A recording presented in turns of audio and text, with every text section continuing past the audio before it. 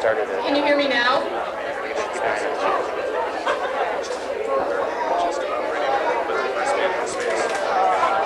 Okay, people in the back, can you hear me?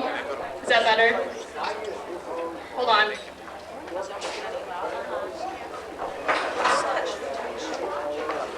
Okay, welcome. My name is Jen, and I am the administrative assistant here at the Illinois Disciples Foundation. And so I want to welcome you all to this lovely event. Thank you very much for coming. Your support means a lot. And you're going to have a great event coming up.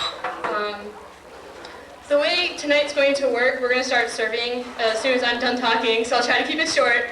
And then around 7, we will try to transition into the speaking part where Marino Cordoba will come up and speak. Before he comes and speaks, Meredith Cruz, the executive director, will give an introduction.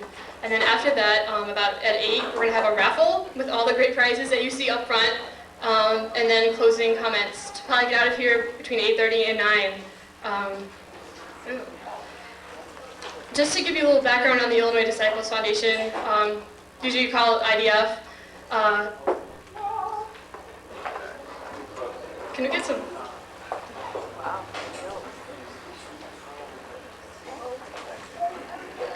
Okay, does it sound okay now? Okay, I'll try to go ahead. The Illinois Disciples Foundation is a very interesting building, a very interesting place with a long history. Okay, is that better? Yeah. Okay, great. Sorry about that. Yeah, the Illinois Disciples Foundation has a long, long history of working for peace with social justice. And it's a campus ministry, and it's a very odd combination. But it's a great place. A lot of activism has come out of it, working on a lot of different movements. The sanctuary movement in the 1980s, giving housing to refugees. Right now we have our 3 programs. The Common Ground Food Co-op is an affordable place for organic food. The Progressive Resource Action Cooperative, the multi-tactical, multi-issue group. Right now they're doing work on getting rid of the racist mascot here at the University of Illinois, and also doing work against the possible war in Iraq. And then the Women's Direct Action Collective, which does a lot of work on campus and in the community about women's rights, things going on with sexual abuse, domestic abuse, things like that. So we have a long history of working with activism. And so that's why we're here tonight, to celebrate what we do, to help raise money to continue doing what we do, and to also hear from a keynote speaker who epitomizes what we do. Basically, the stuff I'm going to talk about is more logistical stuff, and just getting the serving going and raffle tickets, things like that. So I think all of you at your place settings have a program that gives you some information about what's going on tonight, the schedule, donors, things like that, and also 3 postcards that are going to our congressmen. So please fill them out, sign them, and I'll be coming by later to pick them up. And I'll also be coming by later to sell raffle tickets for all the great things. You can win one of the prizes up here. And also to collect the raffle tickets. I just want to thank, before we go into all this stuff, thank some of the staff members who've been working really hard on this event. Meredith Cruz, the executive director. Our 2 work study students, Sarah Jane Dipert and Mario McHarris. And then our CMAs, or campus ministry associates, who live on the 3rd floor. We have Leon, Alana, Aaron, Emma, and Tina. So thank you all for all your hard work tonight.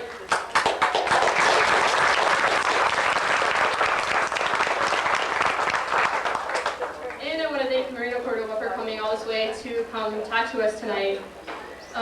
Just for some logistics, right? For logistics, there are bathrooms straight in the back through those doors.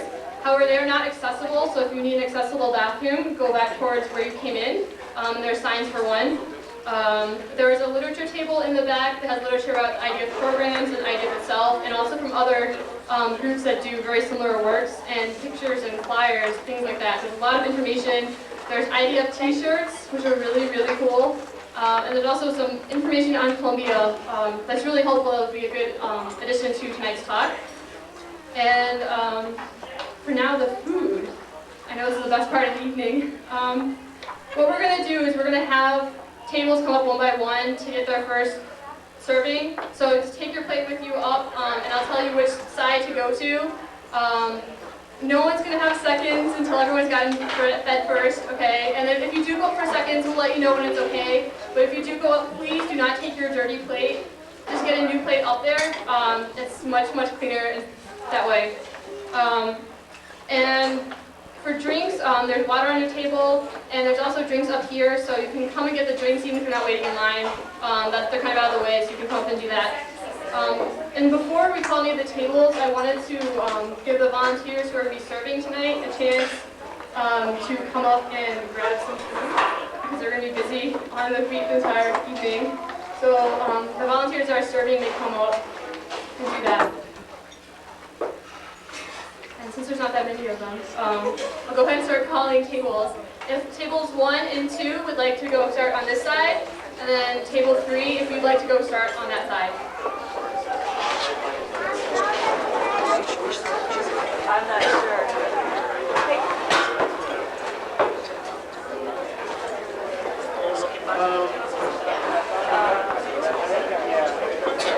You know what? You got your thing.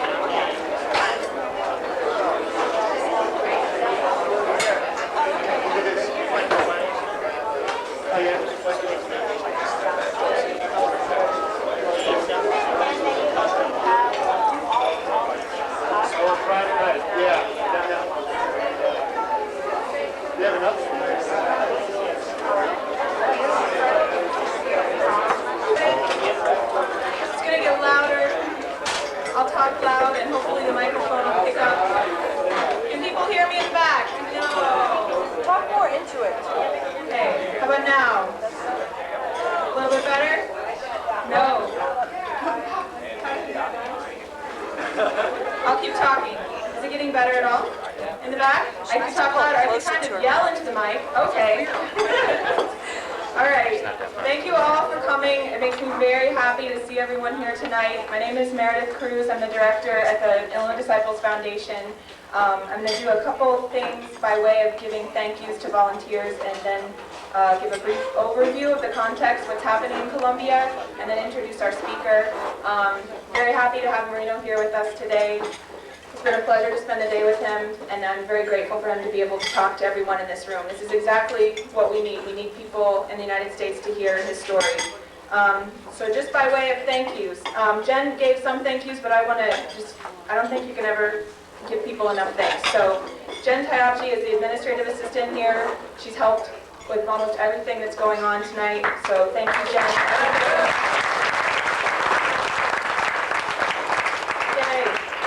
People may or may not know, but there's 5 students who actually live and work here, which is a lot, so you never get to leave. And those students are Aaron Smith, who helped prepare the food for you tonight. He's also the manager at the Red Herring Vegetarian Restaurant, so yay for food. Alana Costescu is also helped with food preparation. She's another student who lives here. Emma Durantes, Leon Allen, and Tina Gersdorf. Those are your 5. Okay, we also have 2 work-study students who are here with us. Mario McHarris, I don't know where he's at, who's spokesperson for the media here tonight, and Sarah Jane Diapert, who is the one IDF staff person who's been through a dinner before, so she's the expert, the brains behind the whole situation. So thank you, Sarah. And we're also really lucky this year. We had Molly McLowan, who just walked in off the street. She saw information about the IDF and volunteered to be an intern for us, put together the raffle, and it's just been great. So thank you for Molly's help as well.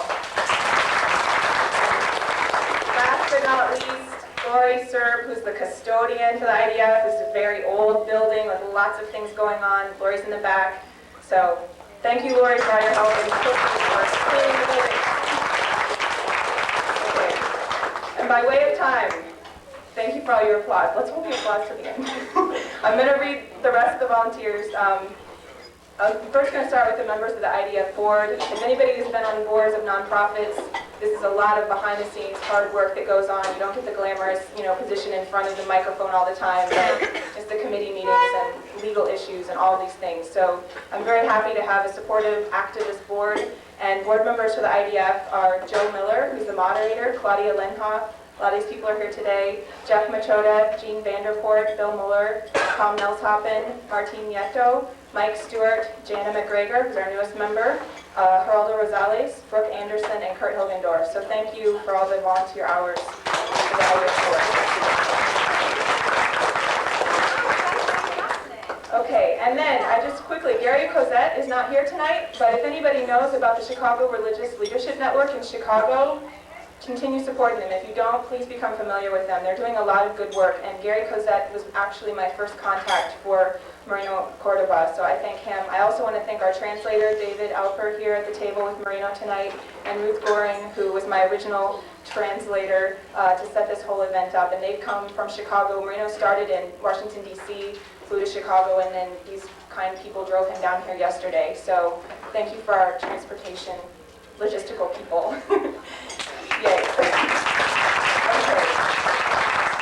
And then real quick, the co-sponsors, you have a program in front of you. We had this wide group of people co-sponsoring this event, which I think really is testimony to all of the issues in Columbia and how they interrelate. Real quick, co-sponsors for this event were the 85% Coalition, the African American Cultural Program, Amnesty International, the student chapter, AWARE, the anti-war, anti-racism effort here locally, Channing Murray Foundation, the Columbia Task Force of the First Mennonite Church here in town, Common Ground Food Co-op, the Democratic Solidarity Committee, El Centro por los Trabajadores, El Pueblo Unido, the Feminist Majority Alliance, the Graduate Employees Organization, Illinois Student Environmental Network, the Independent Media Center, La Casa Cultural Latina, the Mexican Student Association, Progressive Resource Action Cooperative, the School for Designing a Society, SILA, which is Students Improving the Lives of Animals, the South Asian Collective, Students for World Improvement, the Friends Meeting, the University YMCA, the Vietnam Veterans Against the War CU chapter, and the Women's Direct Action Collective. This is an impressive list of people, and I think when we start hearing Marino speak, you can see how they all have something that they need to be supporting and thinking about with the issues that intersect in Columbia. So that was really great. Also, just to mention, 10,000 Villages. Marino and I stopped by this store. People don't know where 10,000 Villages is. They donated some of the fair trade coffee that you're drinking tonight. It's a great store to support. Marino walked in and was asking them if there's a way, he knows a group of displaced women in Columbia, could they potentially sell their products through this store. They sell fair trade products, and the money goes directly to the people making this. It's a nice alternative to our current free trade system. So thank you to 10,000 Villages in the Walnut Street Tea Shop for the fair trade coffee. Also Texas Roadhouse and Sweet Betsy's donated the bread tonight. And then inside there's a list of people who are generous donors. So some people decided to buy tickets for $30 or more as a way to support us in a stronger way, and the generous donor tickets were purchased by Brooke Anderson, Sanjay Garla, Jim and Dolores Holloman, John McGregor, Joe Miller, Rob Parker, and Robert Wathel. Only 3 of these people are in my family, so that's okay. All right, and then also Maria, who's in the back playing the accordion. She may have stepped out, but we also had an accordion player tonight who donated her time, so thank you. Okay. All right, I'm only going to talk for about 5 more minutes, but I just want to announce that we have a lot of places that have donated prizes for a raffle that we'll be doing after Marino's speech. If you haven't purchased raffle tickets and you'd like a raffle ticket, you can just raise your hand. We have staff who can come around, and Peg wants to buy a raffle ticket. And you know, you can purchase those. They're $1 a piece, or $5 for 6 raffle tickets. And we have all these prizes up here that have been donated. And we'll be doing the raffle at 8, so this is your last chance. The other thing on your tables, if you haven't done this already, there's those postcards. I sent free tickets to this event to Tim Johnson, Senator Durbin, and Senator Fitzgerald. I don't know if they're here. I don't know. But since they're not here, it would be nice to let them know your opinions and what you're thinking about things. So we've provided the postcards for you. If you'd like to sign those, we'll mail them for you. You can just leave them on your table or turn them in at the door if you'd like when you leave. So please do that.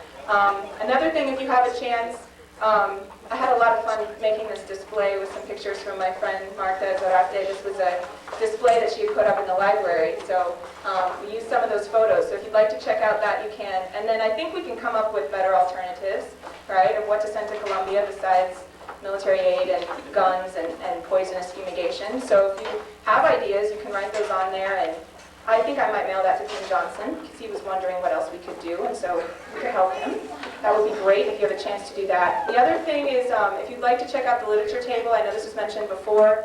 When I was at the Chicago Religious Leadership Network's luncheon last week, they had this book out about Plan Puebla, Panama. How many people have heard of this development project that's going to be going on in Mexico? This is really scary. We need to educate ourselves about what's happening.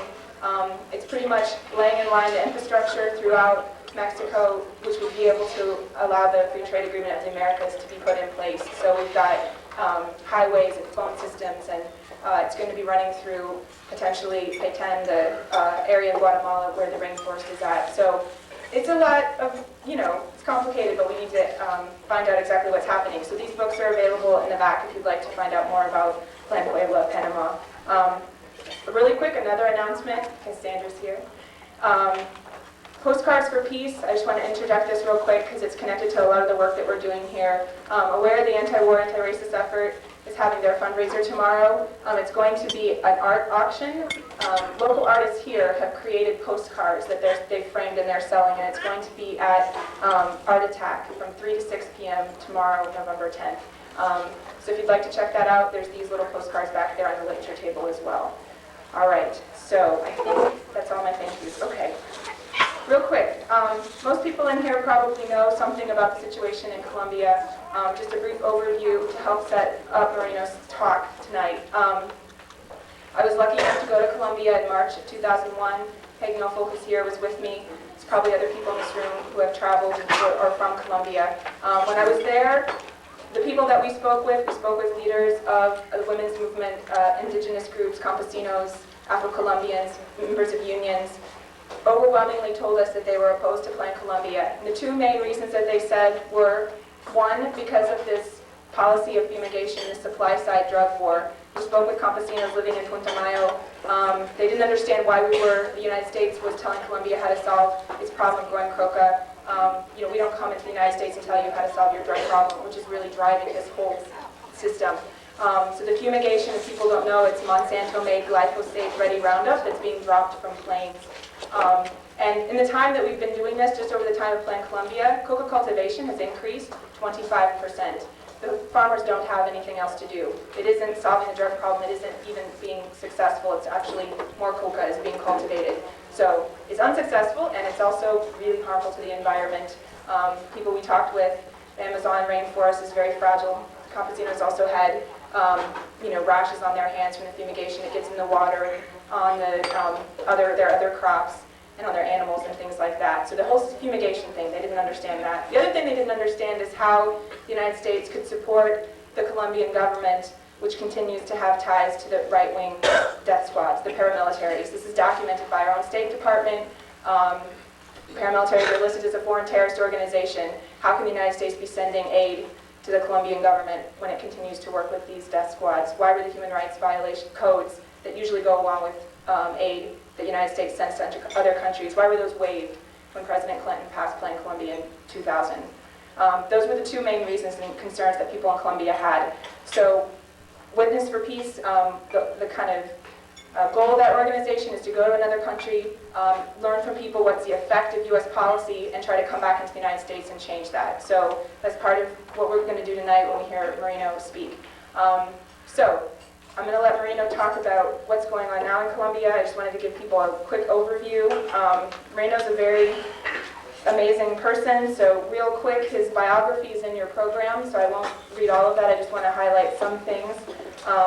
In 1996, Marino Cordoba was forcibly displaced from his home as a result of illegal paramilitary actions against the civilian populations in Chocó. Early in his life, Mr. Cordoba distinguished himself as a dedicated leader and representative of his community, peasants and small farmers of the many communities of African people that are on the Pacific region in Colombia. Within the widespread violence of raids and massacres, he was specifically targeted and threatened because he wasn't a leader. He was president of the Small Farmers Organization of the Lower Atrato-Acabo region and as leader and special advisor to the Council of Black Organizations. He's pursued studies in public administration, focused on social management and community development, and he's also played a prominent role in the Constitutional Assembly of 1991. successfully advocating for recognition of traditional identity and land rights of Afro-Colombians. So there was a change in the Constitution in Colombia in 1991 where the government actually recognized land rights for Afro-Colombians, and he was part of that. At the time of the intensified violence, he was working as the elected representative of the African Colombian communities on the Executive Council of the Statewide Development Council of Chocó, and as a member of the Peace Council and mediator and alternative dispute resolution in the municipality of Rio Sucio. As has been the case for 3 million Colombians in the recent history and long conflict, he was also forced to flee for his life, together with his family and with those neighbors from the area of Rio Sucio who had not yet been killed. He founded and became the first president of the National Association of Displaced Afro-Colombians and the Bogotá District Council of Black Organizations. So I'm going to stop there. He has a lot more of his biography that you can read, but I want to give him as much time as possible. So please join me in welcoming Marino Cordoba.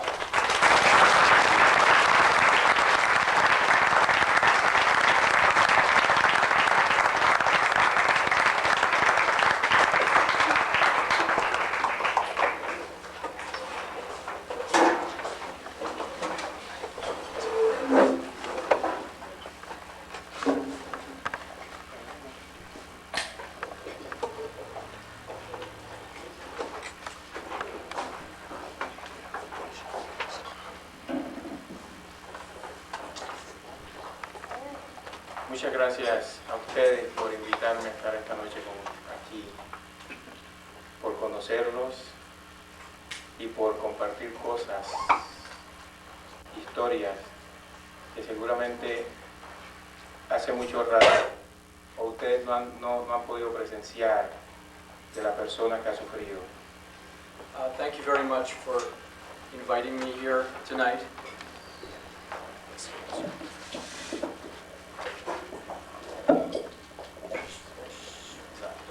Can you hear me now? In the back there? Okay, thanks. Thank you very much for inviting me. It's a real pleasure to be here with you tonight, to be able to share with you my experiences and the experiences of my people. Muchas gracias a Mary, quien me invitó, pero también tenemos que agradecerle a Dios que nos da la oportunidad de conocernos y estar juntos esta noche, que son momentos que no se repiten todo el tiempo. I'd like to thank Meredith for inviting me here tonight, but I also like to thank God for giving us this opportunity to be able to be together to share our experiences.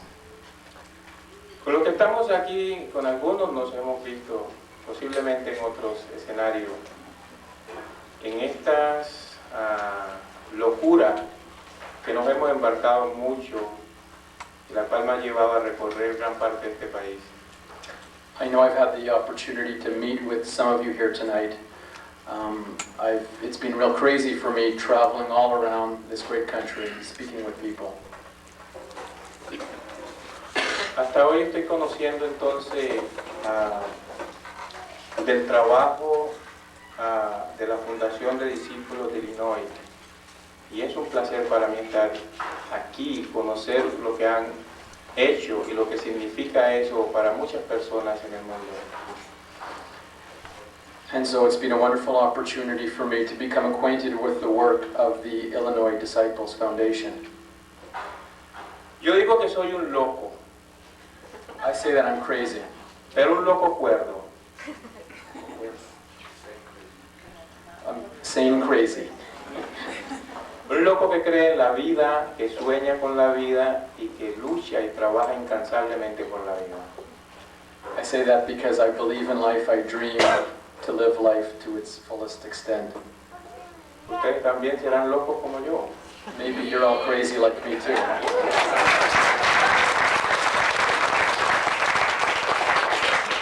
Eso confirma, por eso estamos aquí esta noche. That's why we're here tonight. Colombia, del tema que vamos a hablar hoy, es un país muy importante. Es un país que tiene una población muy amable, una población muy acogedora, muy humana. Colombia, it's very important to talk about this country. It has wonderful people, Colombians are very warm, outgoing. Es una población que en los últimos años la guerra le ha venido cambiando el sentido de seres humanos y nos ha llevado a desconocernos y nos estamos matando unos hacia otros. Unfortunately, over the past number of years, war has changed us and led us to the point where instead of being brothers, we're killing each other. Pero pese a ello hay quienes seguimos creyendo que es posible un país justo, un país con esperanza, un país que logre zanjar sus diferencias sin necesidad de matarnos. In spite of that, many of us still believe that we can build a country based on justice, a country of hope, where we can heal the wounds peacefully instead of having to kill each other. No tenemos aquí un mapa ahora para ilustrar dónde queda Colombia, pero ustedes saben exactamente de qué Colombia estamos hablando y dónde está ubicada. We don't have a map here to show you where Colombia is, but I think you have a pretty good idea of where Colombia is and what's happening. Estamos hablando de Colombia, la que está ubicada en América Latina, en Suramérica. We're talking about Colombia that's situated in South America. Este país tiene 40 millones de personas y hay dos grupos étnicos muy importantes ahí, que es la población negra y población indígena. There are 40 million people in Colombia, and there are two very important ethnic groups, Afro-Colombians as well as indigenous Colombians. El 26% de la población en Colombia es de ascendencia africana, o son afrocolombianos. 26% of the population in Colombia is of African descent. Y el 2% es población indígena. And 2% of the population is indigenous or native Colombian. No me voy a remontar a hablar del problema de discriminación racial que existe en Colombia, solo voy a dar unos datos, un dato, como para podernos ubicar cómo estamos ahí. I'm not going to go on at great length about the problem of racial discrimination, of racism in Colombia. I'll just give you one example. Por ejemplo, en 1993 se hizo en nuestro país el último censo que arroja el dato de 40 millones de colombianos. The last national census was carried out in Colombia in 1993, which gave us this figure of a population of 40 million. Ese censo dice que la población de ascendencia africana en Colombia son 502.343 personas. According to this census, Afro-Colombians only constitute 502,343 people. Pero en la constitución política de nuestro país, que se dio en 1991, donde se hicieron unos reconocimientos específicos a la población negra, But in the new constitution that was promulgated in 1991 in Colombia, where for the first time the rights of Afro-Colombians were recognized, en esos derechos específicos que después fueron reglamentados en una ley conocida como Ley 70 en 1993, ordena al Estado colombiano a elaborar un plan de desarrollo para esta población. these rights that were spelled out in the Constitution led to a law that was passed in 1993 called Law 70, which obliged the Colombian state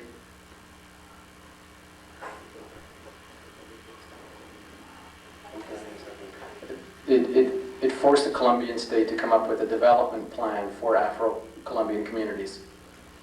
Ese plan es conocido en nuestro país con el nombre de Hacia una nación pluriétnica y multicultural 1998-2002 y que hace parte del Plan de Desarrollo Nacional elaborado por el anterior gobierno, el gobierno del presidente Andrés Pastrana.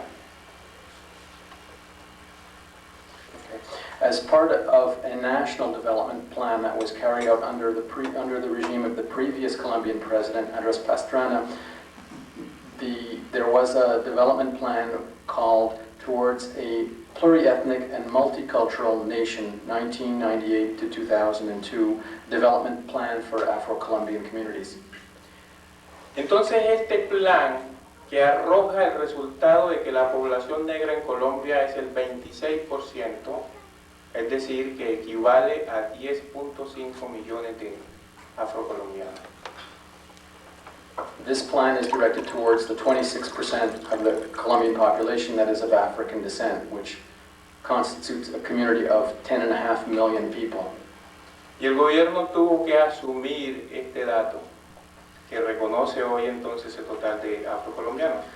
The government thus had to recognize the fact that there were not 500,000, but rather 10.5 million Afro-Colombians. Bueno, es una diferencia muy grande. It made a big difference. Y eso puede decir todo en términos de cómo estamos en Colombia. And this says a lot about our situation in Colombia. Ok, entonces vamos a hablar de este tema. Creo que en eso es mi experiencia y de eso es lo que me gusta hablar y estoy seguro que de ese tema les gustaría a ustedes conocer también hoy. And so I'm going to talk about this thing because it's something I like to talk about, and I'm sure it's something you're interested in hearing as well. Vamos a hablar de otros temas de Colombia también, pero vamos a ubicarnos aquí para poder mostrar al resto de la población cómo está sufriendo, tomando como ejemplo a la población negra. So we're going to take it as an example the situation of Afro-Colombians. I'll be talking about other situations in Colombia, but first we'll talk about specifically what's happening in the Afro-Colombian community. Ok, la población negra entonces en Colombia está ubicada en la región del Pacífico colombiano. The blacks in Colombia live mainly along the Pacific coast area. Tengo un mapa aquí, pero no lo puedo mostrar porque seguro ustedes no lo van a ver. I have a map here, but I don't think you'll be able to see it in the back. It's kind of small. Esta región del Pacífico colombiano es el lugar donde fueron llevados los primeros esclavos negros cuando fueron secuestrados de África. And this Pacific coast region is where the first slaves arrived after having been kidnapped from Africa. Hay que mencionar que los negros llegaron a Colombia por el Océano Atlántico y fueron desembarcados por Cartagena. Blacks first arrived in Colombia, crossing the Atlantic Ocean, and disembarked in the city of Cartagena. Pero la región del Pacífico fue llevado mucha población negra a trabajar en la minería y en la industria de la caña para extraer azúcar. But many slaves were brought to the Pacific region of Colombia where they were forced to work in mines and in the sugarcane fields. Así que muchos negros se rebelaron y huían hacia las montañas donde formaron a sus palenques, que eran como una forma de resistencia al esclavizador. And of course many slaves revolted and fled towards the mountains where they formed communities of resistance that they called palenques. No vamos a seguir la historia porque es muy larga. I won't tell you the whole history because it's quite long. Pero aquí entonces está ubicada hace muchos años la población negra y ha compartido esa región con la población indígena. Dos grupos étnicos invisibilizados en nuestro país, pero que le han hecho un aporte valioso a Colombia. And so for a very long time, the black population has shared this territory along with indigenous native Colombians. Two ethnic groups that have contributed immensely to the wealth of Colombia. Aquí, hace 50 años, tomando ya unos datos un poco recientes, en 1959 el gobierno colombiano sacó una ley conocida en nuestro país como la Ley Segunda de 1959, que declaraba a esa región del Pacífico como una zona donde no había habitantes. Decía que era una zona pandilla. If we go back now to more recent history, about 50 years ago, in 1959, the Colombian government passed a law which they called the Second Law. And it declared that this Pacific region of Colombia was uninhabited. People, no one lived there.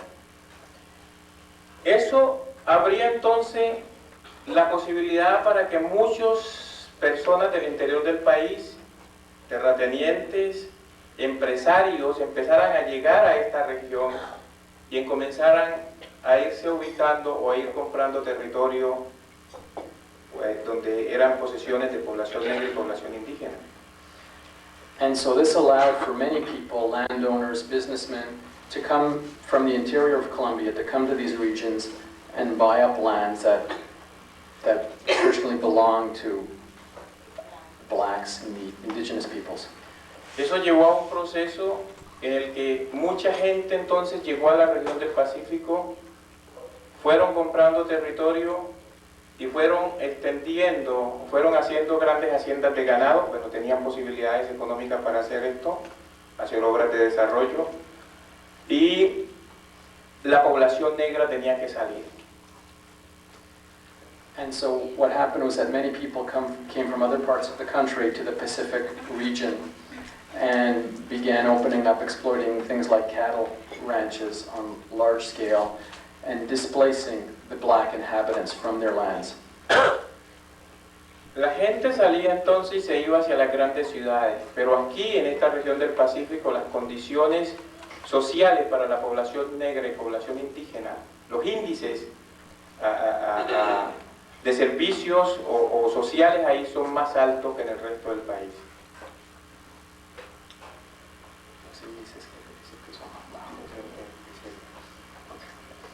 And you had many people, many blacks who were forced to flee towards the big cities in Colombia. You also have to understand that the living conditions for people in the Pacific region, it's the poorest area in all of Colombia in terms of access to basic social services. Entonces, al llegar a las grandes ciudades, la población negra no podía, no se encontraba, no estaba capacitada para trabajar en estas ciudades y su condición de vida entonces iba empeorando. But in the big cities, blacks were unable to find work. They didn't have the training, the possibilities to integrate the economy, and so their situation deteriorated even worse. Eso hace entonces que la población negra no solamente esté en la región del Pacífico, sino que esté en la costa atlántica de Colombia y esté en las grandes ciudades del país. And so black population now is more dispersed around Colombia, not only on the Pacific coast, but on the Atlantic coast and in the big cities as well. Esa población que está ahí, sus mayores, sus padres, tenían territorios también en esta región, vivían allá antes. And so many people have ancestors who owned lands in lots of areas of Colombia. Entonces los que compraron las tierras ahí y que iban comprando permanentemente, bueno, hoy esa región, gran parte del Pacífico tiene grandes haciendas de ganado, grandes centros turísticos y la población negra y población indígena inclusive no es utilizada ni como trabajadores en algunas de estos lugares. And so many big landowners bought up tremendous areas of land, opened up cattle ranches, they opened up other areas of industry, tourist destinations, but the traditional inhabitants of these regions, the blacks, native people, generally are excluded from working in those areas. Además de esta pérdida del territorio para la población negra y población indígena, quienes fueron obligados inclusive a irse a las grandes, a las cabeceras de los ríos, habían hacia la región del Pacífico, o hay todavía, otras grandes intenciones económicas. So many blacks and natives have lost their land and have gone towards the cities, but there are also very powerful economic interests at play in this region as well. Esas grandes inversiones económicas son conocidas como planes de desarrollo, los cuales son vistas desde afuera para implementar en la región, sin importar a la población que ha vivido ahí. These other economic interests are bringing in what's called development plans. Economic development plans that are designed by people who don't live in the area and aren't made to benefit the local inhabitants either. Y son conocidos entonces planes de desarrollo solo con el objetivo de saquear los recursos naturales que hay ahí, porque esta es una de las regiones también conocida en el mundo como de las regiones más biodiversas que existen. And these development plans are really designed to exploit the natural resources of the region. This part of Colombia is considered the most biodiverse, one of the most biodiverse areas on the planet.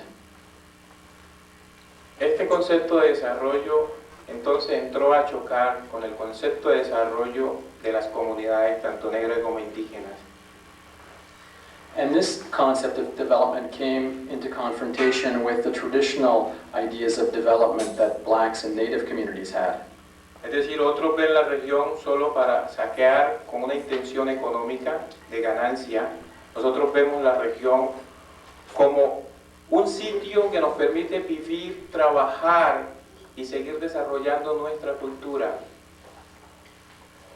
So while some people see development as only a means to pillage, exploit the natural resources, blacks and native people saw development as using the land as a place to live, to work, to maintain our culture.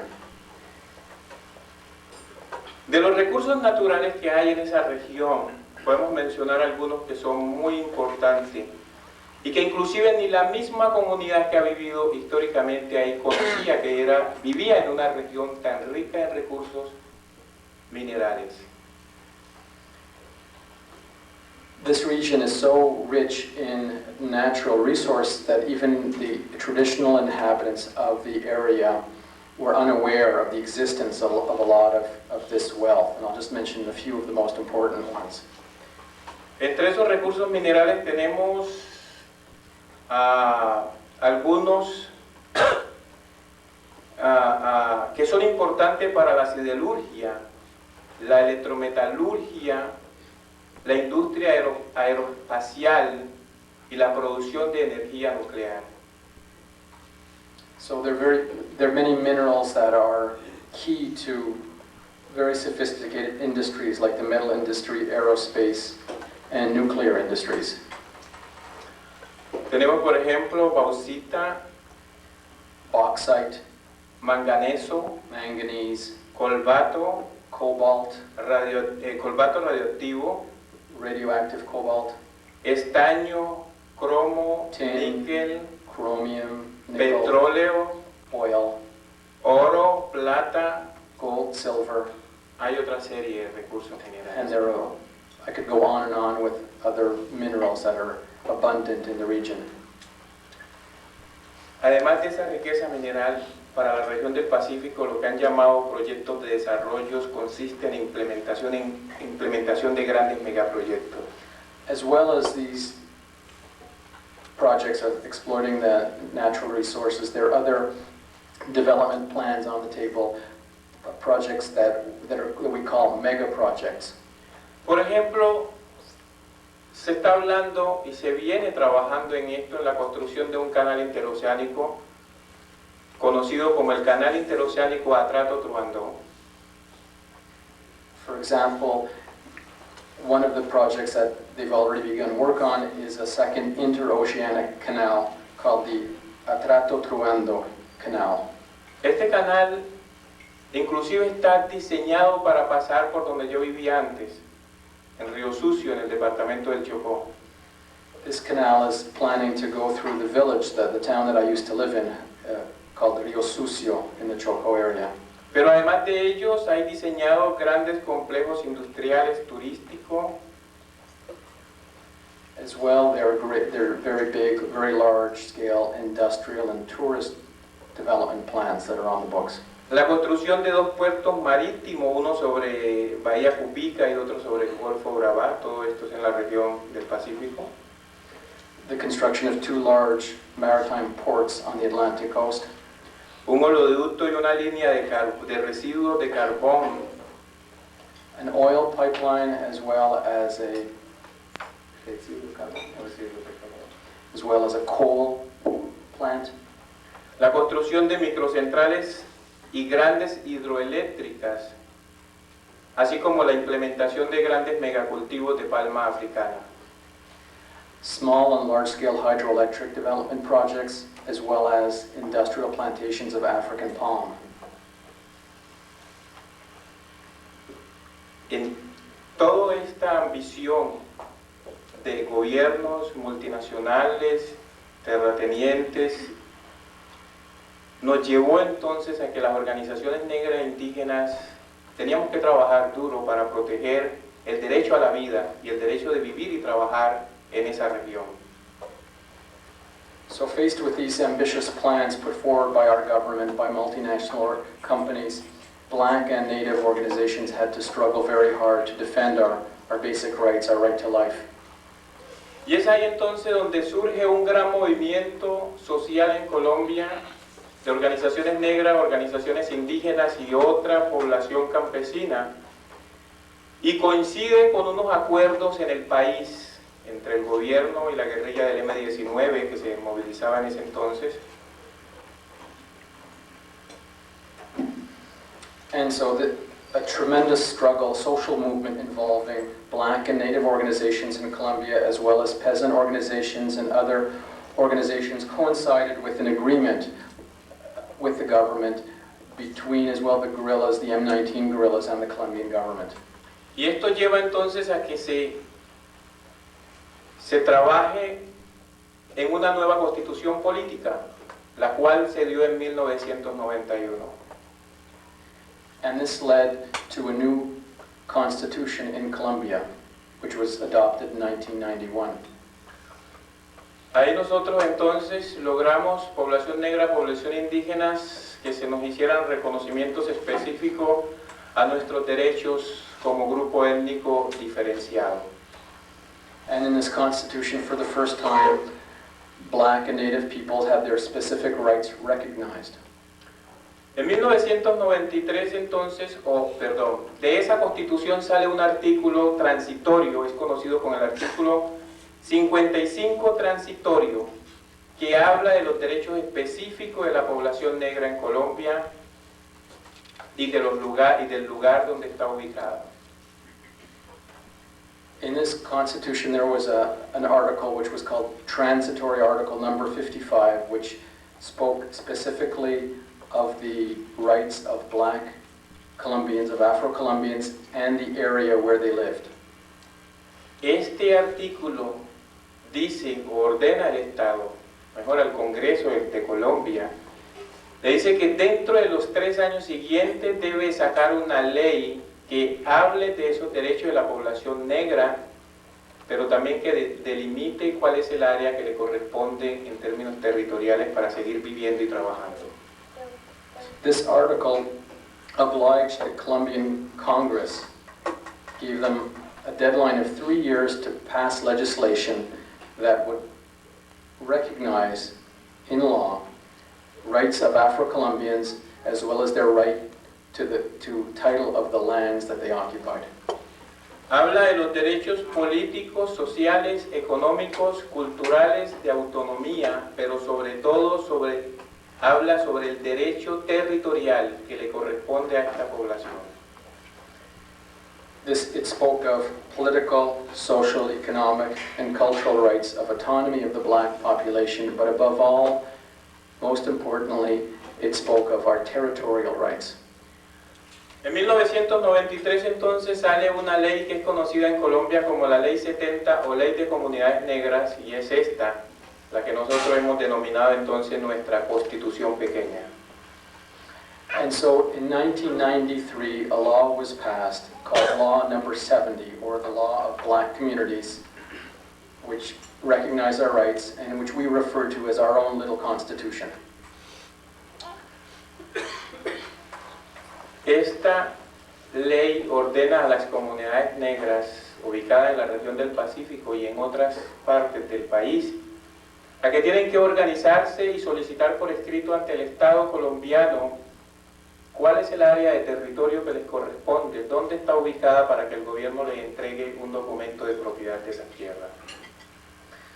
So what this law said was that black communities living in the Pacific and other regions of Colombia had to organize themselves, get organized, and put forward specific demands that their collective title to their land be recognized by the government. Esa ley dice que a la población negra le corresponde el suelo y los recursos naturales, que el subsuelo y los recursos naturales no renovables son del Estado.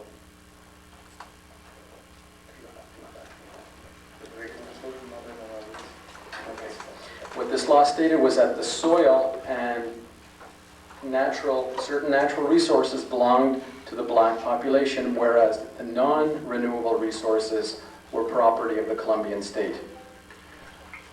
Ok, eso quiere decir que si el Estado necesita, por ejemplo, el petróleo que está en ese territorio, tiene que concertar con la comunidad cómo va a sacar ese territorio, ese petróleo. So this law stated that if the Colombian government wanted to have access to the oil that was on our lands, they had to sit down with us and negotiate with us exploitation of these resources. Bueno, esto porque antes, ya les decía, era el Estado el que definía desde su nivel central que había que ir a saquear estos recursos naturales en esa región y la comunidad no podía decir nada. Previously, the government could decide, well, we're going to go exploit these natural resources on their lands, and they don't have any say whatsoever. En 1996, en el marco de esta ley, se empezaron a reconocer los primeros territorios para la población negra. And so in 1996, for the first time, they began the government handing over collective title, land title, to Afro-Colombian communities. Ese proceso de titulación colectiva de las tierras es así como se llama el título que se le entrega, el documento que se le entrega a la comunidad se llama Documento de Propiedad Colectiva de las Tierras. And so the government would hand over a document to the communities which was called a document of collective land ownership. Pero inmediatamente se inician a entregar estos documentos de propiedad colectivo de las tierras a la comunidad. La historia de vida y de lucha de la población negra en Colombia empieza a cambiar. But immediately, as soon as the government began recognizing and handing over these documents of land ownership, the history of life, the history of struggle of Afro-Colombian communities took a radical turn. La cual ha llevado a un punto donde mucha gente se ha atrevido a decir que es más difícil hoy la situación de vida de la población negra que la situación de vida que sufrieron los esclavos que fueron traídos a Colombia. And this has led things to a point where many people say today that our current situation is actually more difficult than the situation that slaves lived through when they were first brought to Colombia. Bueno, para entender mejor esta historia yo entonces la divido en dos. Cuento esta primera parte que ya compartí con ustedes y la segunda es contar mi historia personal. So to tell you the story, I've kind of divided it in half. The first one was the story that I just completed. The second part of the story, I'm going to tell you about my own life. Mi historia personal tiene que ver con esta lucha de la población negra. And my own life has to do with the struggle of Afro-Colombian communities. Bueno, yo me voy a movilizar ahora un poco. I'm going to walk around a bit now.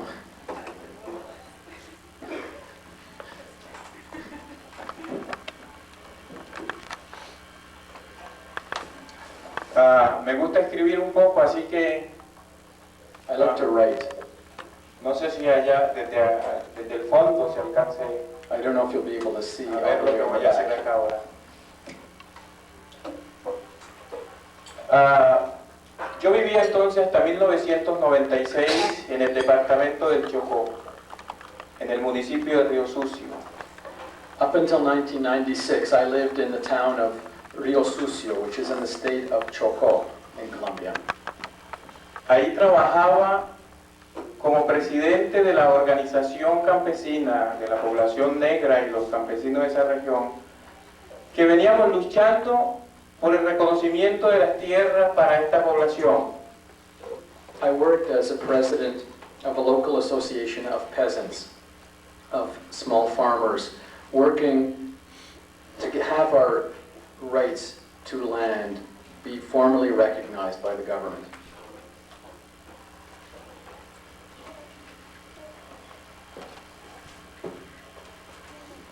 Estaba buscando un mapa, pero no lo encuentro. I was looking for a map, but I couldn't find it.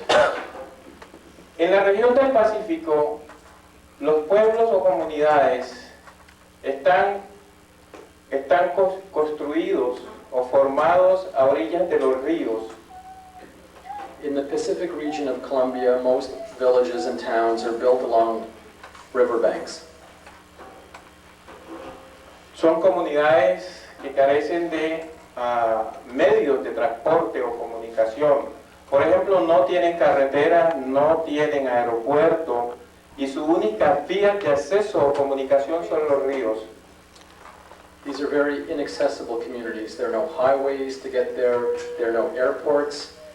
Rivers are generally the only way that people get around. Mi pueblo entonces, Río Sucio, está ubicado a orillas de un río muy caudaloso que se llama el río Atrato. And so the town that I lived in, Río Sucio, was built on the banks of a very important river, the Atrato River. El 13 de diciembre de 1996, gran parte de este pueblo, Río Sucio, de estas comunidades de ese municipio, recibieron sus primeros títulos colectivos de las tierras. On December 13, 1996, people in Río Sucio, we received for the first time, we were the first community in Colombia to receive, the first Afro-Colombian community to receive these documents, recognizing our collective ownership of our own land.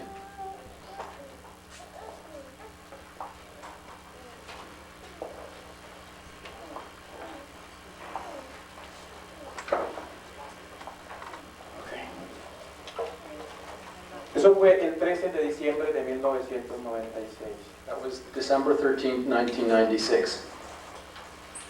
7 días después, el 20 de diciembre de 1996, este pueblo, Río Sucio, fue incursionado por grupos paramilitares y fue bombardeado. 7 days later, on December 20th, 1996, the town of Río Sucio was attacked by paramilitaries and bombed. Curiosamente, bueno, para entender un poco qué pasó en este pueblo, les voy a contar entonces lo que sucedió ahí. So to understand what happened there, I'm going to tell you in detail. Curiosamente a este pueblo, ese 20 de diciembre a las 5 de la mañana, llegaron varias lanchas de hombres armados y desembarcaron por la primera casa que se consiga llegar al pueblo, que es la Policía Nacional. So it was quite curious that at 5 a.m. on December 20th, a number of boats with very heavily armed men arrived, disembarked at the police station in Río Sucio. De ahí salieron por las calles del pueblo, llevaban lista de las personas que eran líderes comunitarios y que iban a asesinar. From there, they went with lists in hand of the names of community leaders that they were planning to assassinate. A mucha gente los cogieron durmiendo en sus camas. Many people Los levantaron de ellas, les amarraron las manos por detrás y los pasearon desnudos por el pueblo. Many people were caught sleeping, were taken out of their beds with their hands tied behind their back and paraded through the streets nude. La gente corría lloraban, gritaban. Era una confusión en ese momento.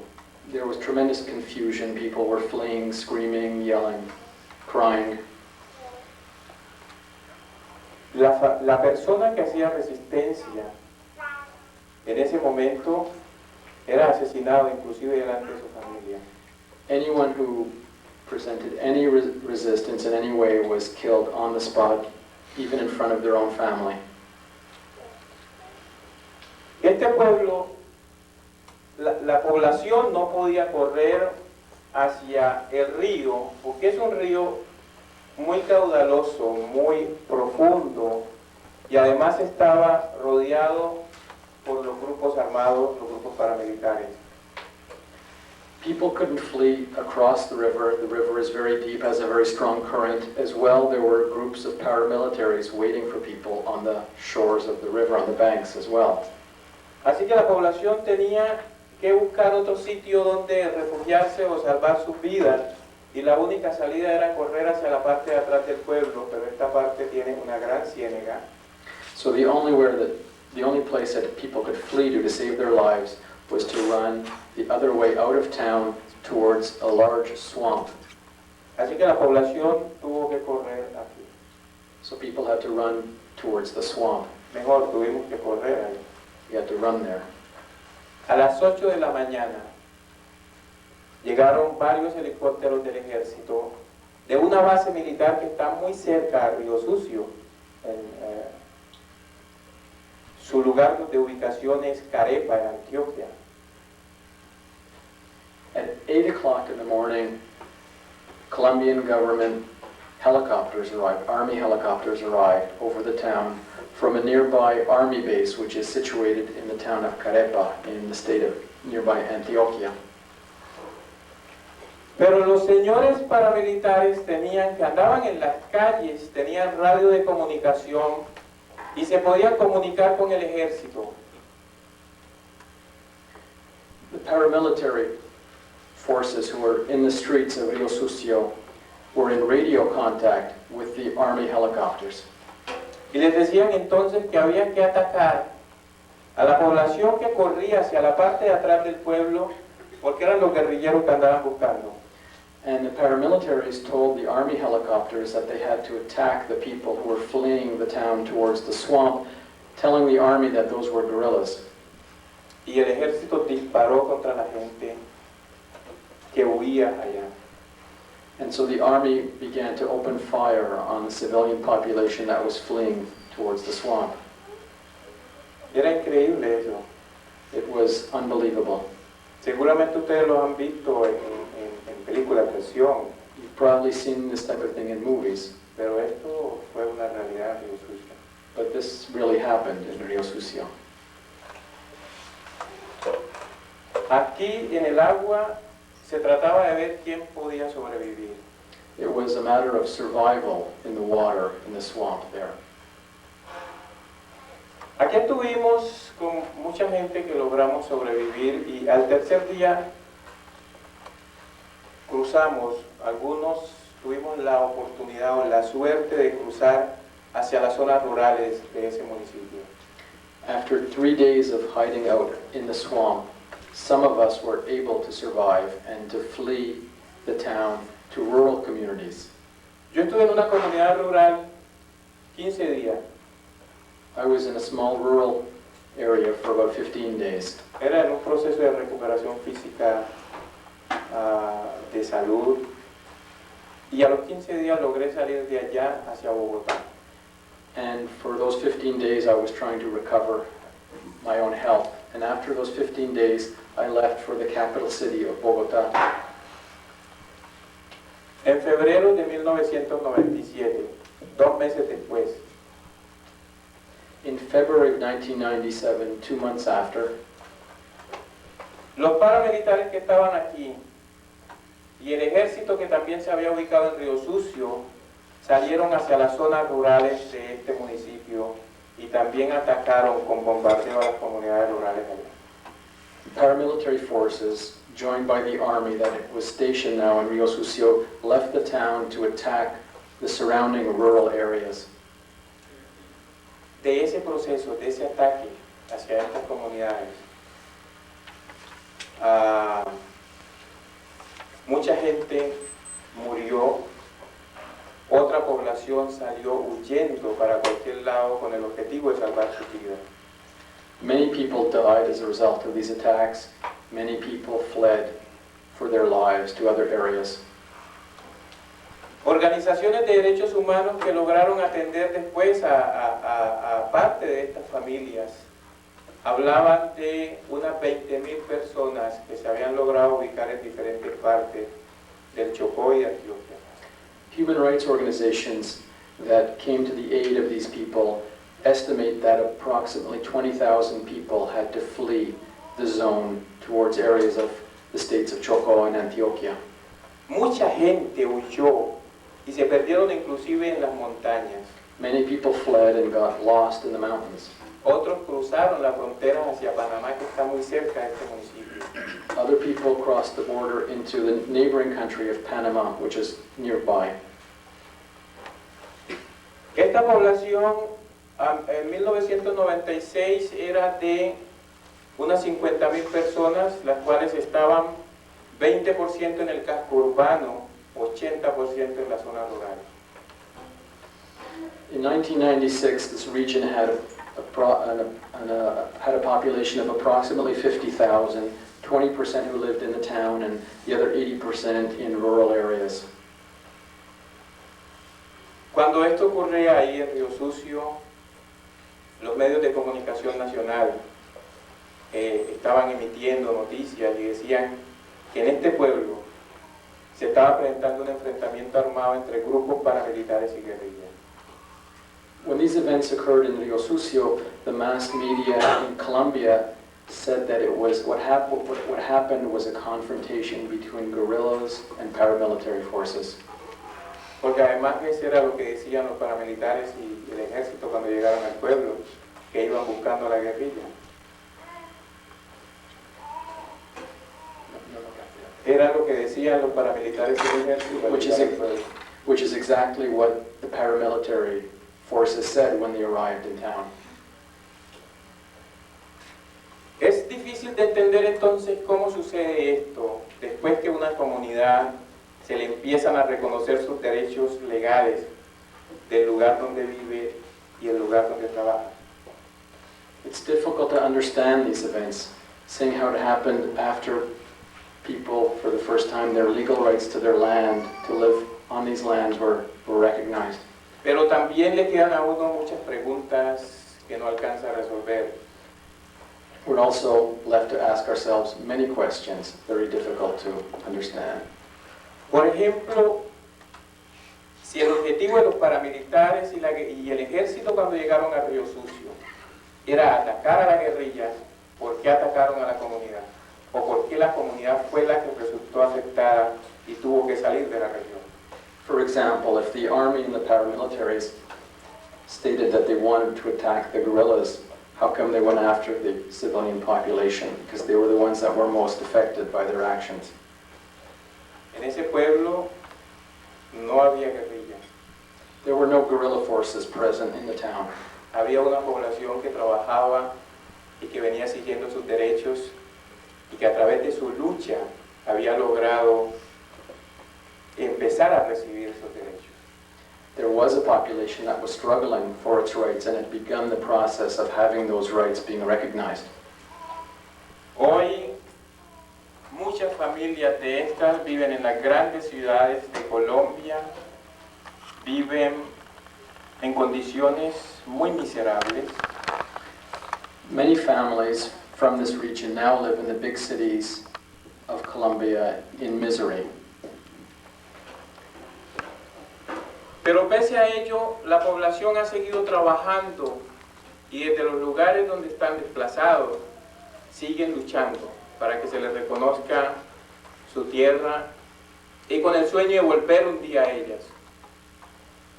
But in spite of this, these people who have been displaced continue to struggle, to continue to fight, to have their rights recognized, to have their land ownership be recognized, and still continue to dream of returning to their lands one day.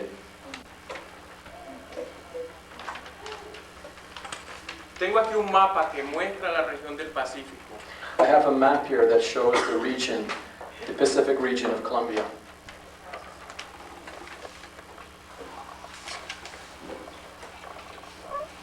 Esta es la región del Pacífico ahora. This is, like I said, the Pacific region of Colombia. Y desde 1996 a la fecha se ha venido reconociendo y adjudicando de manera legal muchas partes de esto, partes territoriales a la población negra. So from 1996 up until today, many communities have had their land ownership rights recognized by the government. Se han reconocido desde 1996 hasta el 2001 80 títulos colectivos de tierra a esta población. So from 1996 to 2001, 80 communities have been issued title of what they call collective ownership of their land. Todo esto suma 3.728.000 hectáreas de tierra, representing approximately 3,720,000 hectares of land, las cuales benefician de manera directa a 36.359 familias. benefiting 36,359 families. Y se encuentran en proceso o suspendidas por diferentes motivos, no conocemos cuáles, 303.354 hectáreas que no han sido todavía adjudicadas a estas comunidades.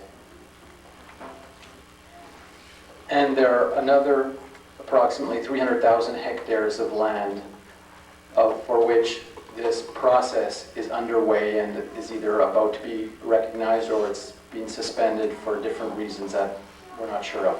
Ustedes alcanzan a ubicar aquí. Estos círculos representan esos lugares territoriales que se le ha adjudicado a la población negra en Colombia. I'm not sure if you can see on the map, there's circles representing the areas where this collective land ownership has been granted to black communities. Pero conciencialmente esos círculos también simbolizan los lugares donde han ocurrido las mayores masacres y desplazamientos forzados de esta población. Coincidentally, these circles also represent the areas where the greatest number of massacres and forced displacement of the Afro-Colombian population has occurred as well. Lo triste de esto es que las masacres pasan y no se registran.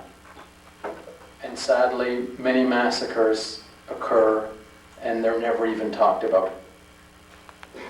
Una de las últimas masacres que seguramente ustedes pudieron conocer acá ocurrió el 2 de mayo de este año. One of the most recent massacres, which took place May 2nd this year, many of you may have heard about. Esa ocurrió aquí en esta región donde murieron 119 personas. It took place in this region here, and 119 people were killed. Era una población que se escondía de un enfrentamiento militar que había entre grupos paramilitares y la guerrilla. These were civilians that were hiding out in a church, seeking refuge from a confrontation between paramilitary forces and the guerrillas. Estaban ahí tratando de salvar sus vidas. They were hiding, trying to save their lives. Pero conciencialmente en ese mismo lugar, en la parte de afuera, estaban los grupos paramilitares quienes le disparaban a la guerrilla, y la guerrilla disparó del monte hacia el pueblo un cilindro de gas lleno de explosivos que cayó donde estaba la población y los mató. Paramilitary groups were in the town and were shooting against the guerrillas who were on the outskirts of the town. The guerrillas launched a bomb made up of a gas cylinder which hit the building where the civilian population was hiding and killed all these people. Yo los invito a ustedes que puedan ir a la página web de Naciones Unidas, de la Oficina de Colombia. Ahí está el informe de Naciones Unidas frente a lo que pasó en ese sitio conocido como Cojayá. You can go to the United Nations website, their Colombia office site, and read the official report on the massacre that occurred in this town called Bojayá. Es interesante analizar esto porque Naciones Unidas en su informe dice que es responsable la guerrilla porque disparó el cilindro de gas y mató a la población civil. It's very interesting to read this United Nations report because it blames the guerrillas as being responsible for this massacre for having launched this gas cylinder against these people. Dice que es responsable los paramilitares porque utilizaron a la población civil como escudo humano, la cual no tenían por qué involucrar en esto. This report also blames the paramilitary groups for their responsibility in the massacre for having used the civilian population as a protective shield. Y dice que es más responsable el Estado porque la Defensoría del Pueblo de Colombia le había advertido en su máximo nivel de alerta en el país que eso iba a pasar y no tomó las medidas para proteger a la población. But the group that was most responsible was the Colombian government because in spite of having received a warning from the Public Defender's Office, the highest maximum alert possible that an armed confrontation was going to occur in this region, the Colombian government did absolutely nothing to avoid it. Es decir, estamos condenados a morir, pero lo más triste es que la población no sabe el por qué la matan. And so we're condemned to die, and we see the civilian population doesn't even know why they're dying. Muchos de ustedes seguramente se preguntarán, ¿y qué relación tenemos nosotros con lo que está pasando ahí con ustedes? Many of you must be asking yourself, well, what relationship do we have with what's happening in Colombia? Bueno, nosotros tenemos mucho en común. We share a lot of things in common. Desafortunadamente somos los que estamos llevando la peor parte de esta situación, pero muchos de ustedes no saben por qué. And certainly we're the ones that are carrying the short end of the stick, and some of you maybe don't know why. O seguramente saben porque también luchan juntos, o luchamos juntos para que haya justicia y no se ocurran estos casos. Or maybe you do and you're struggling together with us so that these type of things won't happen again.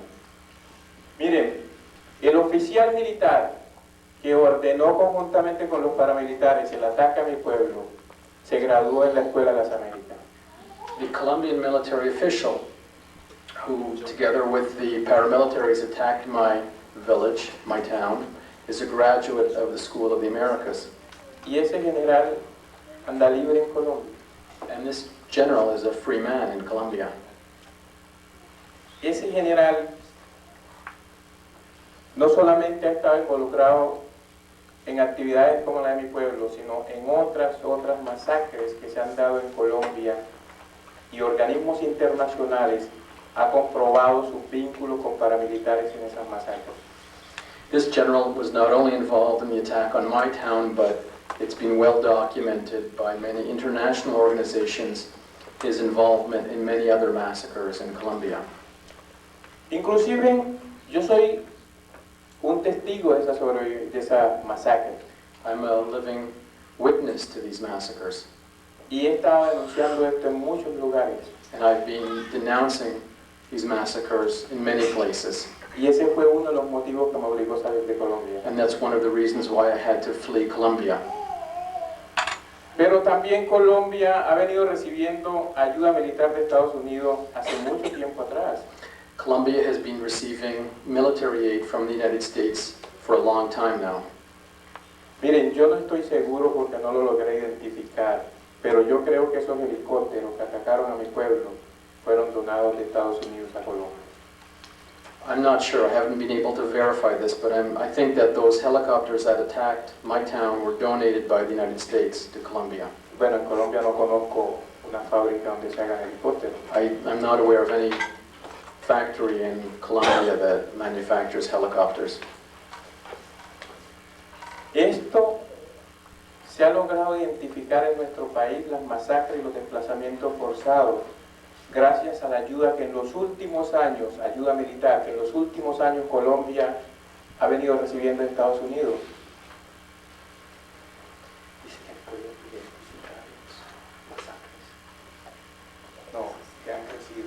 Okay, crecido, okay. Unfortunately, over the last number of years, these massacres and forced displacement of people have been on the increase, have been rising. Colombia ha recibido desde 1988 para acá mucha ayuda militar, pero de 1999 a este año ha recibido más de $2.000 millones. Colombia has been receiving a lot of military aid from the United States from 1988, but if we just take the last 3 years alone, since 1999, Colombia has received some $2 billion in military aid from the United States. Bueno, hay ahí en la pared una información que tiene Mary sobre el Plan Colombia y cómo está distribuido en términos sociales y en términos militares. On the wall over there, there's an interesting graphic that Meredith put up, which shows the amount of aid that is going to Colombia from the United States and the percentage that is going for military assistance as compared to how much is going for social assistance programs. Yo quiero no cansarlos mucho con tantas cosas que hay en mi país y que yo quisiera compartir con ustedes y voy a referirme entonces a esta ayuda militar hacia Colombia. I'm not going to tire, I don't want to tire you out. I'm just going to talk, I'd like to focus a bit now on the question of military assistance from the United States to Colombia.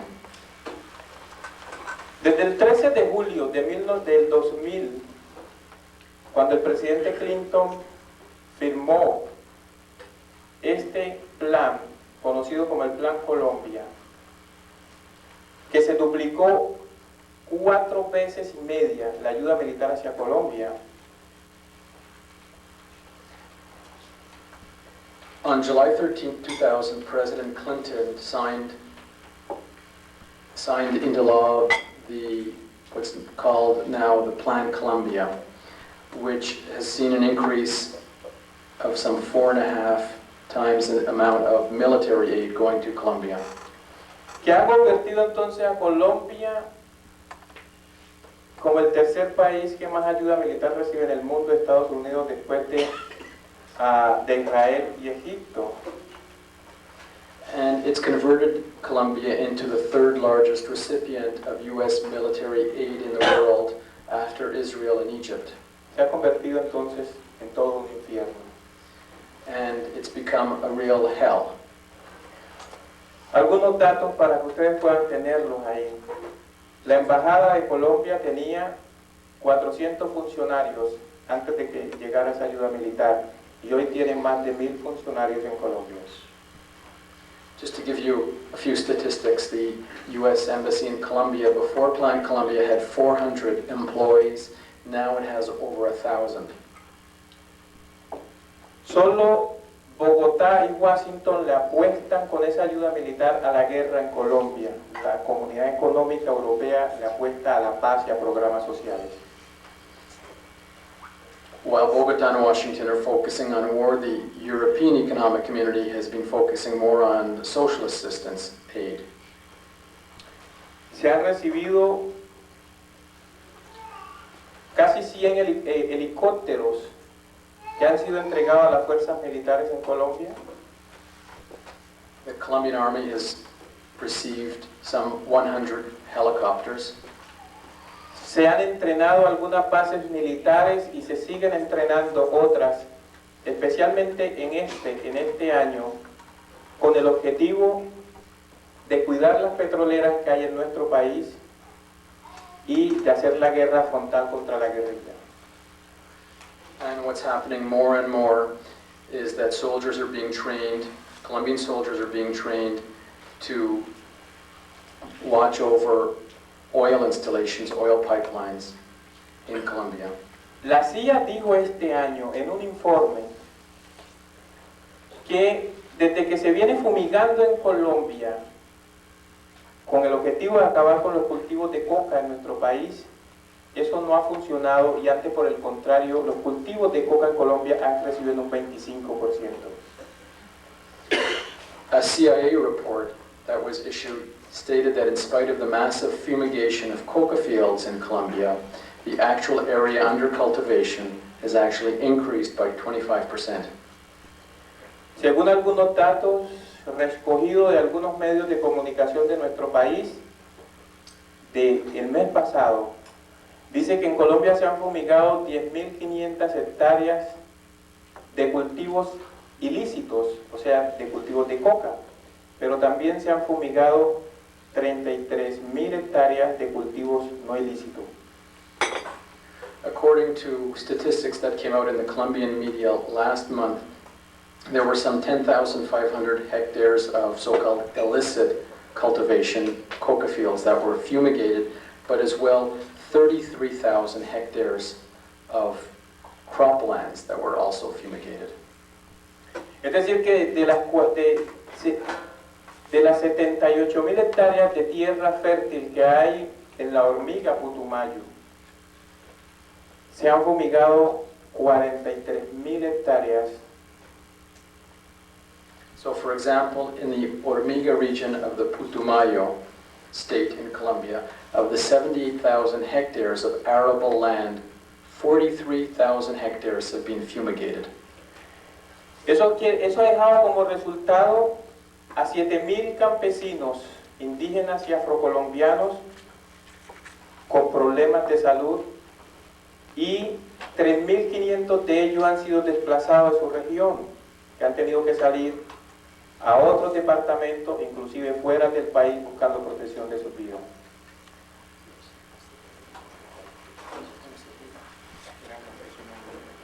Okay. As a result, some 7,000 peasants, Afro-Colombians, native Colombians have experienced health problems due to these fumigations, and some 3,500 have had to flee the region, flee their homes. Según esa misma información, dice que en el año 2001 se fumigó en Colombia 84.000 hectáreas de tierra. En el año 2000 se fumigaron 58.000, y para el año 2002 van 78.000, y la meta de este año es fumigar 150.000.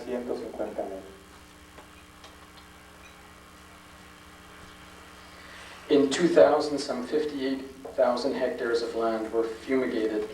Last year, that went up to 84,000 hectares of land. So far this year, 78,000 hectares of land have been fumigated, and the goal is to fumigate a total of 150,000 hectares this year. Yo quiero hacer una pregunta a ustedes, y es en el sentido si ustedes conocen la planta de coca. I'd like to ask you, I'm not sure if people are familiar with the coca plant. Bueno, yo la conozco. I know it. Y conozco también el uso que tradicionalmente la población indígena le ha dado a la planta de coca, o a la coca. And I'm also aware of the traditional uses that native Colombian populations had for the coca plant. Miren, yo he tomado el té de coca, es muy delicioso. I've tried coca, it's delicious. Coca tea. La planta de coca es una planta natural como cualquiera otra. The coca plant is a plant, it's a wild plant just like any other. Es una planta que no le hace daño a nadie. It doesn't harm anyone. El problema es los químicos que mezclados con la hoja de coca producen la cocaína y sus derivados. The problem is when you take the coca leaf and you mix it together with other chemicals to produce cocaine. Muchos investigadores que se han dedicado a esto han logrado descubrir que esos químicos que se utilizan en Colombia, con la cual se procesa la hoja de coca, no son de Colombia. Many researchers have studied the production of cocaine, and they've realized that these chemicals that are used in the processing, refining of cocaine aren't manufactured in Colombia. Esos químicos son llevados de Estados Unidos y de Europa a Colombia. These chemicals are manufactured in the United States and Europe. Son del libre comercio. Part of free trade. No hemos escuchado a los colombianos si el gobierno de Estados Unidos, por ejemplo, ha ordenado bombardear una fábrica o una multinacional de esta que hace esos químicos. We haven't heard the Colombian government or the American government saying that they should go bomb a factory where they're producing these chemicals. Pero sí se está bombardeando a las comunidades bajo el pretexto de que la coca es el mal del siglo y hay que acabarla. But they are bombing these communities where they're growing the coca, saying that this is the worst thing, the most evil thing of the century.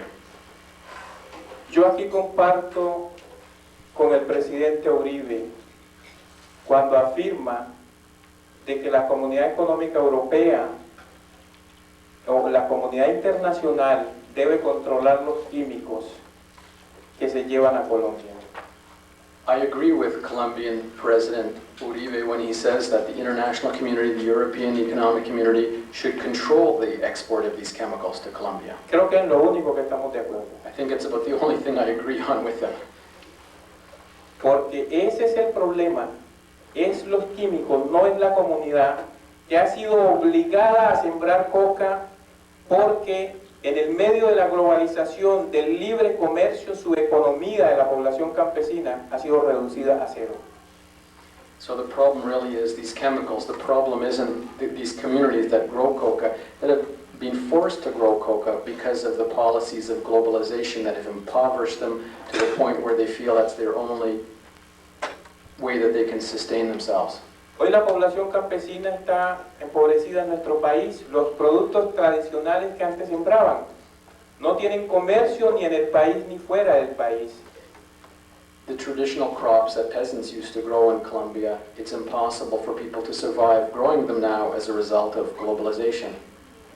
Y es ahí entonces donde el negocio de la coca ha surgido un gran efecto en términos económicos y la población ha sido obligada a sembrar para poder vivir de este negocio. And as a result of these policies, these communities have been forced to grow coca as a way to survive. Y ahí entonces sufrimos igual con la población tanto latina como la población afroamericana, que aquí está siendo encarcelada inclusive por el consumo y la distribución de coca o de cocaína o de otros productos. And so we suffer along with the Latin American population, the African American population in this country who are being targeted, incarcerated for their consumption and selling of these illicit drugs. Una organización que organizó, perdón las redundancias, una gira a Colombia recientemente, Acción Permanente por la Paz, es Witness for Peace. Witness for Peace recently organized a delegation to Colombia. Antes de ir a Colombia, las personas que iban en la delegación fueron a California, a Los Ángeles. And the people on this delegation, before they went to Colombia, they traveled to Los Angeles.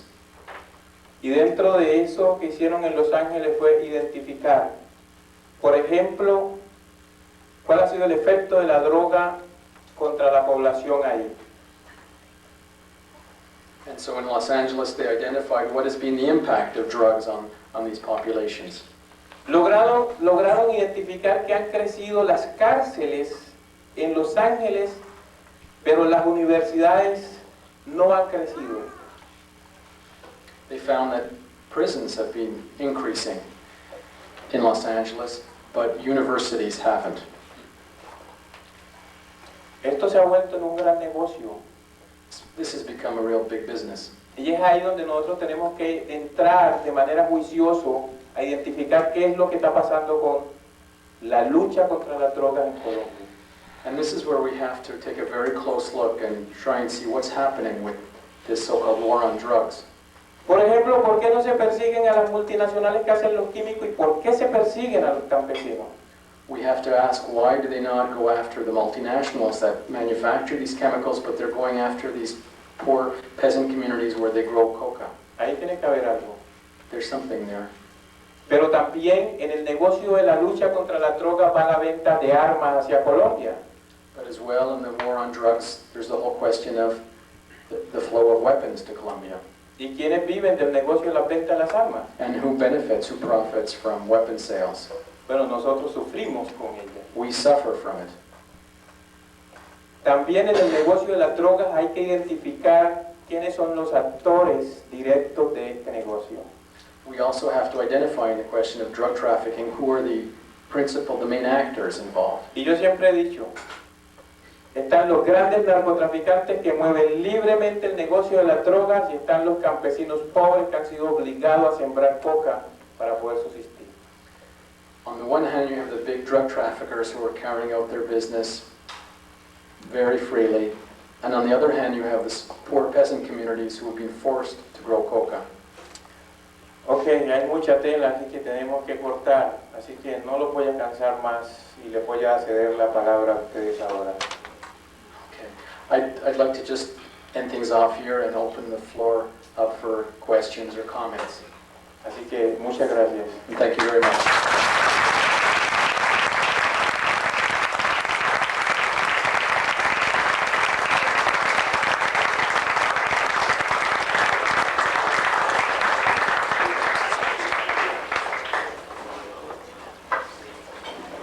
Because we're running short on time, if people have questions, they can come and talk to Marino after the dinner. But right now, we're going to go ahead and move on with the raffle and some other announcements. But thank you all for listening, and he will be available for questions afterwards.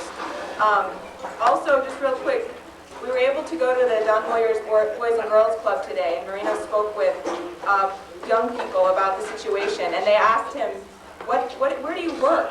What's your work? This was after his talk. And he said, this is my work. The talks that I do, what I'm doing now is my work. And so I just wanted to reiterate that.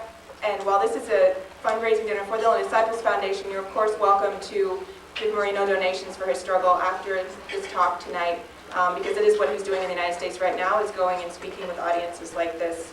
And he's funding himself. So just wanted to say that. Also, other announcements, please take food with you when you leave. All the food here is for tonight, so please be welcome and take that. One other quick announcement, kind of tying in the struggles internationally and also what's happening here. One of the programs of the Illinois Disciples Foundation is the Progressive Resource Action Cooperative. And if people don't know, that next week is a big week for eliminating the racist mascot, Chief Illiniwek, on our campus. The Board of Trustees is going to be meeting. And this Tuesday, the PRC is going to be hosting a community forum to draft a resolution against Chief Illiniwek. And this is going to be at 151 Everett Lab. It's this Tuesday, November 12th at 7 p.m. And so you can go and help be part of this community forum and draft a resolution against the chief. And that will be presented to the Board of Trustees then on Thursday. There's an open comment session at 9 a.m. in the Union. So please come out to both of those events. So now I'm going to turn it over. If you have your raffle tickets have been turned in, and Molly. Yeah, okay, yeah, with your postcards, you can leave those on your table. We'll email those for you. Snail mail. Yeah, or we'll snail mail those for you. We won't email. And yeah, so if you have your raffle tickets, if you want to give those one last time, Jen's here. And we're going to have the raffle next, and Molly and Tina will be reading the winners of that. So, thank you all. I'd like to make one thank Marino for all of your hard work and the words of encouragement, as well as your sense of humor through all the stress that we've dealt with at the idea.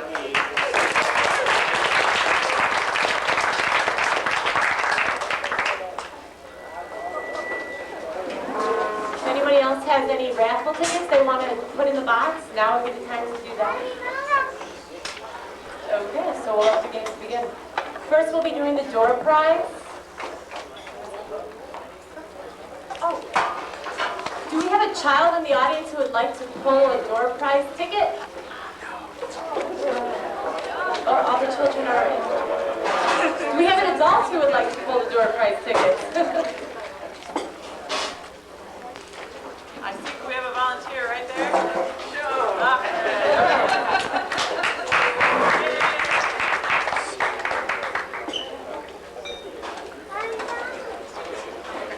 The door prizes include 3 sets, or there'll be 3 door prizes, and each of the door prizes are 2 free truffles from Moonstruck.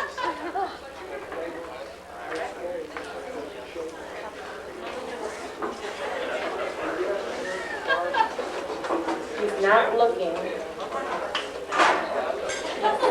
Dancing. The winner is now. Okay.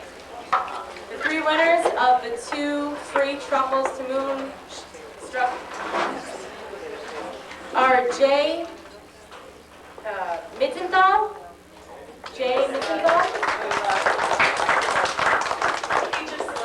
Fred Kumaran. Fred Kumaran still there? And R.W. Wilder? Wigster? Widener. Draw again. 100 Scoville, Urbana, Illinois. R.W. Widener. Yeah. Robert Wagner? He's gone. Okay. Yeah, we'll keep him. Keep drawing. Okay. Those will be mailed.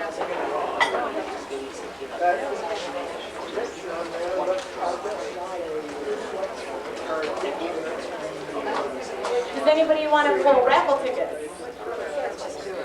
All right, Jen will do it. Jen will pull raffle tickets. There's a trap door for your hand.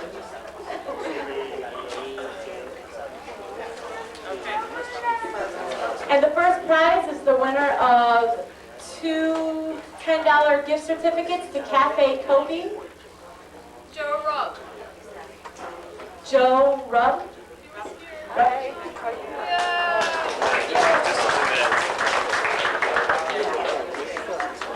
Okay, the winner of the prize from Cranert Center donated to us 2 free performance tickets. Not sure what they're there for. Bobby Tris. Bobby Triff.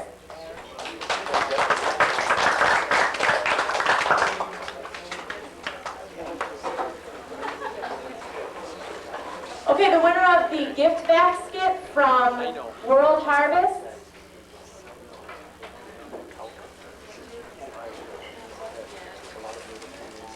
Jay Geisiger.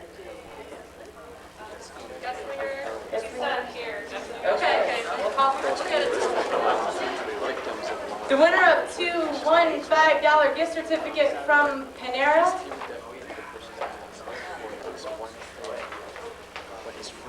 Claudia. Claudia. 2 of them.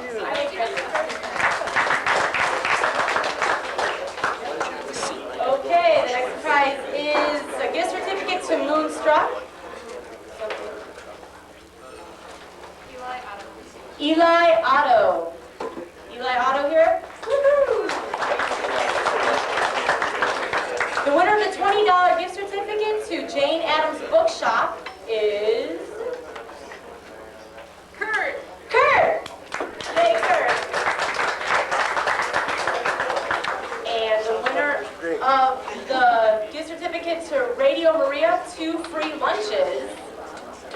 Colleen and Andrew Granado. Ooh, Colleen and Andrew Granado.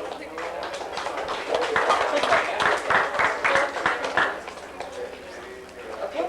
Oh, we have a nice donated necklace from Dandelion. There's a couple of us up here that want Dandelion. S. Anton. S. Anton. They're not here. Now we have a $20 gift certificate to the Great Impasta. Karen Lang. Karen Lang.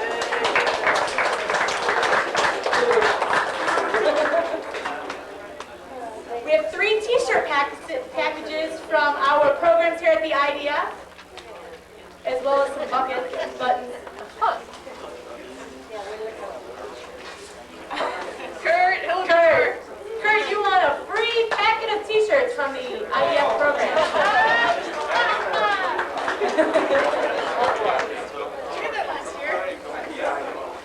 Another package of t-shirts goes to Martine Yento. Martine. Shake it up, shake it up.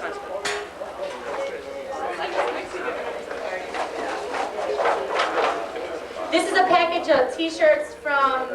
Take Back the Night, would that? Okay, all of them. Marilyn Cohen.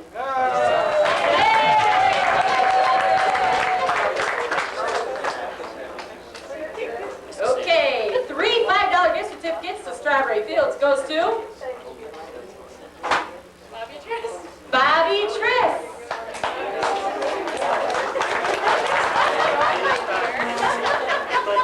We have 3 random Latin American CDs donated from Record Service. Yeah.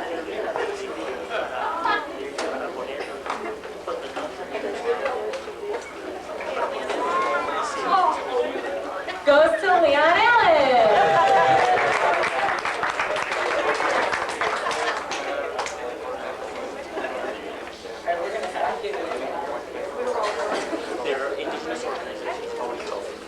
We have a little bag and a sack, keychain. Goes to Danny Otto.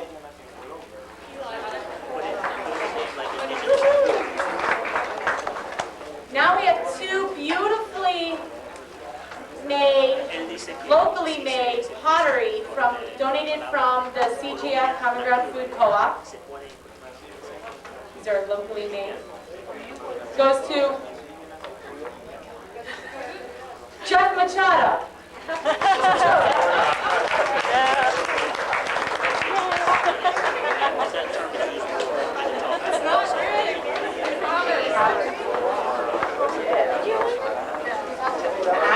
From the GEO. We really hope somebody out there wins this. Champion of the Nation. Sorry, that's from BBW. BBAW.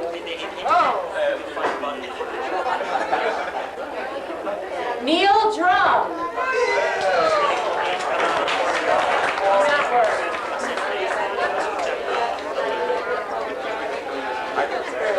Okay. Now we have 1 free half-hour back massage donated from the Body Therapy Center.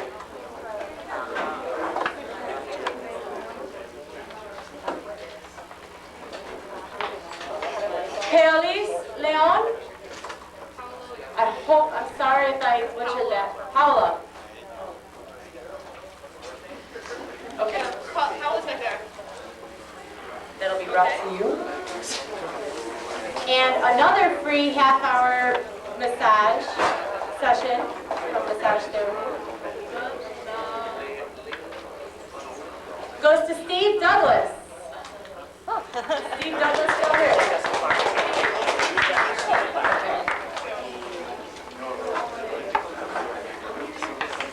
Now we have a package of 20 cards made. Ava Vargas made these a couple of years back. They're beautiful cards.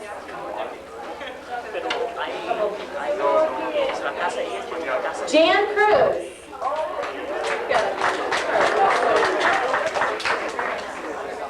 And another one.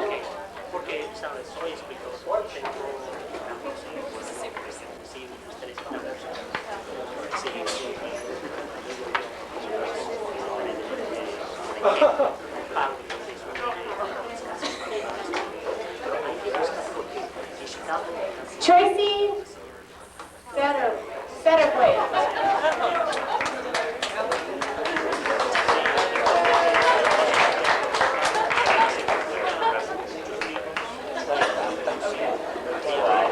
We have 2 grand prizes tonight. They are 2 different blown up cards. They were using the small ones of. They were blown up by Kinko's and they were framed by the Framers Markets. They did a great job on these. You should really thank them.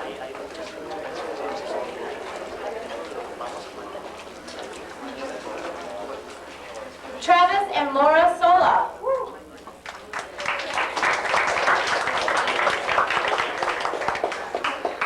And the other one that Molly is holding up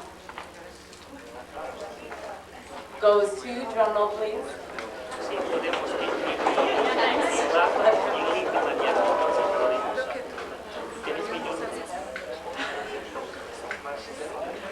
Goes to Claudia.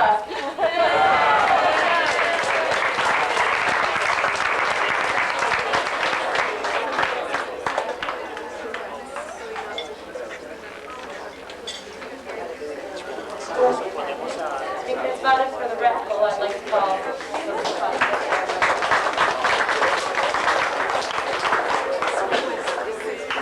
I just want to thank you all for coming out here, and yes, that's the end of the event.